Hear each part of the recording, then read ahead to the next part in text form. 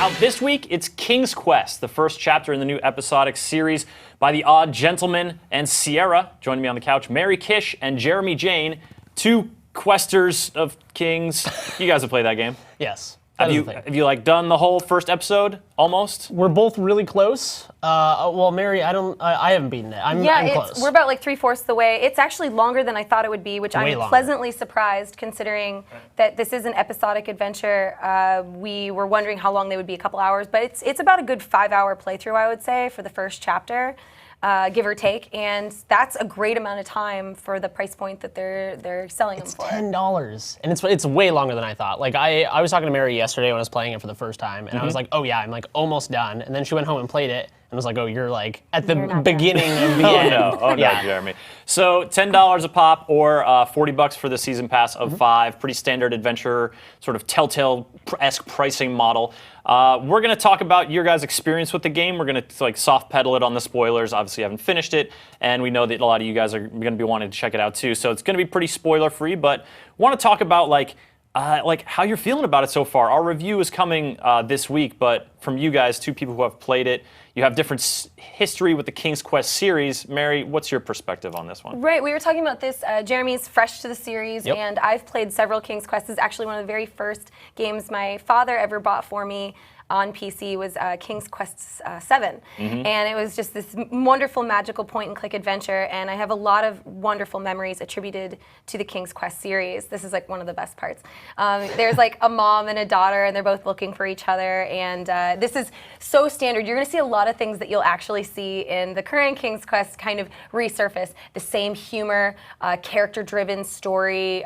You'll see a lot of items. It's really amazing how many items you get, and similar in the new one, there's about 5 different puzzles going on at once here. So it's not linear in this direct sense where you know exactly what you're supposed to be doing next. You get the thing, you use the thing, you get another thing, you use that thing. That's not how it goes. No, a lot of times you're not really sure exactly what you're getting all these items for, and they're not to be used for much later. So in this one, this is the kind of puzzle where you needed to find an item so that you could get through that pathway. And this King's Quest does a very similar thing where you actually can't get to the next area until you've found a very particular item, something that they tease to you, and the game does an excellent way of giving you a lot of clues. So there's more than enough hints along the way, so you're like, oh, I'm supposed to use this to get through that bush like that I saw a long time ago so that I can get to a well. It's all very well done in the storyline. There was almost no time in this playthrough so far where I've been like, well, I don't know where to go. But by the other side of that coin, of course, is have there been times when it's been just so obvious at every turn that you know where to go that you're kind of like, let me figure something out here. Stop giving me so much information. Honestly, it's a pretty easy game. Like I feel like it's like family friendly. I don't think kids would play it and figure it out or anything, but I think like a younger kid with their parent alongside would not have too much of a difficult time playing through. But, the other side of the coin is, there were definitely times where I was like, oh, whoa, this puzzle is, like, deceivingly difficult. Like, there were times where it got a little more complex on me than I thought it was going to. And that's one of the things I like most about King's Quest. And, again, for people who missed that, I haven't played any of the King's Quest games. I'm familiar with them. I've seen them played. I've never played any of them. But this particular one, the new one, had this thing going on where it was sort of like, it would be very like Disney-esque and family-friendly, and the animation is all like hand-painted environments and stuff. It reminded me of Ni no Kuni a lot visually, but behind it, it's not a kid's game. Like there were things going on, and I'm not going to spoil anything, but there are characters who die unexpectedly, and I was like, oh my god! And I was like there was an emotional toll taken by this death, and I was like, if I was like a 5-year-old kid, I think this would be devastating. It'd be a little upsetting. Yeah, but it does have that fantastical sort of Disney quality to it, and it is very like just like magical and like fantasy driven, but it gets down to business. There's some real stuff going on. It's interesting because the whole conceit is that you're playing out these memories of the king. He's telling this to his granddaughter, and so like right from the beginning, it does sort of set up that family dynamic, the dynamic of Papa Kish and Mary Kish like sitting down and checking out King's Quest 7. King Kish. It makes you feel the feels. There's times where, and the acting is just incredibly so much better. For the record, for any other King's Quest game, you'd be like, the writing's pretty good. Like the acting questionable, but I'm gonna let it slide. This one is really good. Come a long way. It's Christopher Lloyd from Back to the Future is King Graham, old King Graham. But they have a lot of the same, like this, and these are like these ridiculously silly characters. They do a really good job. This is they're paying homage to like old comedy series. You'll definitely see pieces of like the Knights of Nymph in here, and all sorts of really cool witty banter from characters that I don't even know if they have any value later on, but that's something that they're known for, is that you'll hear a story that might have nothing to do with anything, but it's entertaining and it's enjoyable to hear. I've had such a great time so far, and I really, really have liked this game. And so you've been sort of queued up to expect a certain degree of that whimsy, right? Of that sort of being punny, of it referencing, fantasy tropes, and like it's almost, there's a lot of winks to, you're also acknowledging that there's a player playing the game, Jeremy, I'm wondering how that struck you, like, in terms of sort of the overall tone, balancing humor with, more sort of dramatic moments. So there's a lot of good sort of like meta humor, like you say, it acknowledges that you're playing a game. And so, for example, there's one thing where there's like 2 levers and you have to pick one, and there's no indication of which one you should pick. There's no like hints or anything. It's just 50-50 chance. And so the first time I tried it and I got it wrong, and I won't spoil anything, but something unfortunate happens to the player.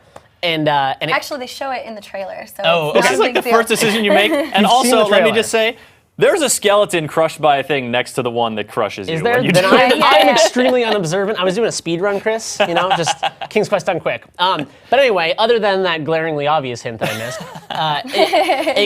you are crushed, and it cuts back to old King Graham and Gwendolyn, and he goes, and that's what would have happened if I pulled the left switch. But Sure. I'm here, so obviously so I clearly didn't that's not push what that happened. switch. So every time Yeah. you die in the game, it'll like create some sort of like elaborate narrative loophole, and it's like, oh, but that's not what happened. My favorite one of those is you get a hatchet at some point, and in an adventure game like this, you're point and click, you're like trying the hatchet. Let and me everything, just- like, let me can I start cut this? hacking Can I cut this? stuff Can I cut this? And you're putting on people and So- anything you can. And that's the best part is like, so I tried it on one of the other nights, and you see Graham like wind up with it, and Gwendolyn's like, and you cut him, and Graham is like, oh no, I didn't do that at all. Like I couldn't use the hatchet there. That would have been wrong. But it's like it plays off of the fact that like on point and clicks you're trying to use everything on everything, and it definitely doesn't have an abundance of like it's clear enough without giving it away that you never feel like you're like, ugh, I guess I'll just walk around hatcheting everything until I figure this out.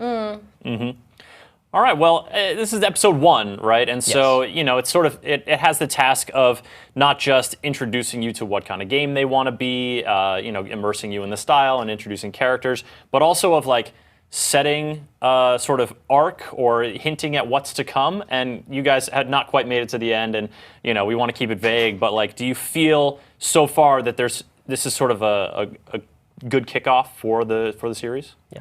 Yeah, You want to go first? I mean, I'm happy with what I've seen so far. I expect that a lot of these items will come back in the future. Previous King's Quests, if you saw a character that you loved and maybe you left them and they were angry with you or something like that, that could end up coming back 4 chapters from now and impacting you. It's interesting where you have no idea yet. It's very early on. I'm not really sure. They're setting up a lot of this live action story right here too with this girl and her grandfather. So you're not really sure exactly where all these characters in the story arc is going to go yet. But I already have anticipated recurring characters, things that will probably come back, and I'm really just excited to see what's coming. But it's a little too soon to make that call. Yeah, there are a lot of choices you make, and I'm very hopeful that the future chapters will harken back to that a lot. Like, I hope that, because some of the choices are clearly just like, it'll change the story a little bit, but it won't impact like that rippling change of like, oh, you killed that dude? Well, guess what? You can't do this whole thing now. It's not like a Life is Strange or any of those other, as far as I'm aware, where if you make a decision, Alexa was telling me that if you make a decision in Life is Strange episode 2, you actually just miss a whole section in episode 3. And this doesn't seem the same thing. So Jeremy, I on purpose, chose different things to see what the impact would be. And there's this part where you have to like find a wheel. I found one from one shop and he found it from another. It made zero difference. It was just a choice. Came back together. Right. But I really do hope that some of those choices do have more rippling There's change, another like the one larger decisions. with the dragon later where we both chose different things and it did have a different impact. So at that stage,